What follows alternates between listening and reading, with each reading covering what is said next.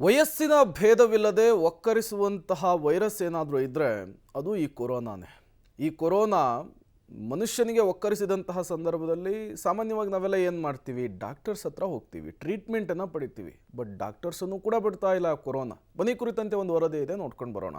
ವೈದ್ಯರಿಗೂ ಕಾಡಿದ corona. ಶಿವಮೊಗ್ಗದ ಖಾಸಗಿ ಆಸ್ಪತ್ರೆ ವೈದ್ಯರಿಗೆ ಪಾಸಿಟಿವ್.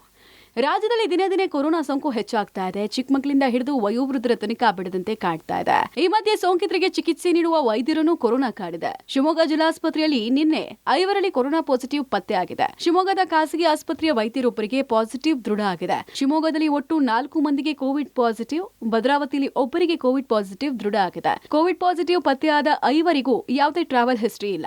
3 ಮಂದಿ ಮೆಗಾನ್ ಆಸ್ಪತ್ರೆಗೆ ದಾಖಲಾಗಿದ್ದು, ಒಬ್ಬರು ಭದ್ರಾವತಿ ಆಸ್ಪತ್ರೆಯಲ್ಲಿ ದಾಖಲಾಗಿದ್ದಾರೆ. ಮತ್ತೊಬ್ಬರು ಹೋಮ್ ಐಸೋಲೇಷನ್ ನಲ್ಲಿದ್ದಾರೆ. ಸೋಂಕು ದೃಢವಾಗಿರುವ ಬಗ್ಗೆ ಪಬ್ಲಿಕ್ ಟಿವಿಗೆ ಡಿಎಚ್ಒ ಡಾಕ್ಟರ್ ರಾಜೇಶ್ ಸುರಗಿಹಳ್ಳಿ ಮಾಹಿತಿ ಕೊಟ್ಟಿದ್ದಾರೆ. ಚಿಕ್ಕಬಳ್ಳಾಪುರದಲ್ಲಿ ಆಸ್ಪತ್ರೆ ಮಾಲೀಕರಿಗೆ ಕೊರೋನಾ.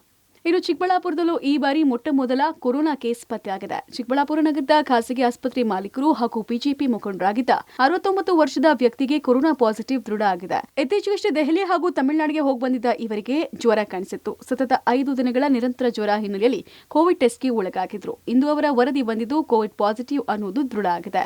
ಒಟ್ನಲ್ಲಿ ಯಾರಿಗೆ ಯಾವಾಗ ಸೋಂಕು ತಗುಲುತ್ತೋ ಅನ್ನೋ ಆತಂಕದಲ್ಲೇ ಜನ ಬದುಕ್ತಾ ಇದ್ದಾರೆ. News desk, public TV.